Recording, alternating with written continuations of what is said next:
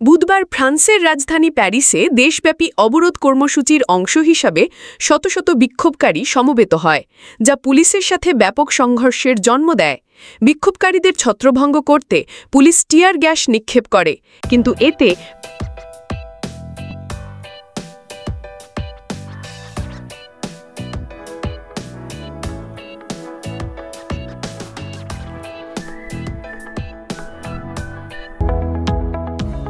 পরিস্থিতি আরও উত্তপ্ত হয়ে ওঠে এবং উভয় পক্ষের মধ্যে দফায় দফায় সংঘাত চলতে থাকে। এই অভিযান চলাকালীন বেশ কয়েকজনকে আটক করা হয়।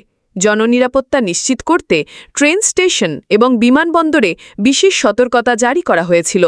প্যারিসের বাইরে মন্টপেলিয়ের এবং ন্যান্টেস শহরেও একই ধরনের তীব্র সংঘর্ষের খবর পাওয়া যায়, যেখানে প্রতিবাদকারীরা এবং পুলিশ একে অপরের মুখোমুখি হয়।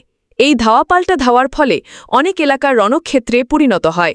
ফ্রান্স সরকার পরিস্থিতি নিয়ন্ত্রণে আনতে এবং নিরাপত্তা বজায় রাখতে দেশজুড়ে ৮০,০০০ পুলিশ সদস্য মোতায়েন করে। সরকারের নীতি এবং ব্যাপক সামাজিক অসন্তোষের প্রতিবাদে গত মে মাস থেকে ফ্রান্সে এই আন্দোলন শুরু হয়েছে।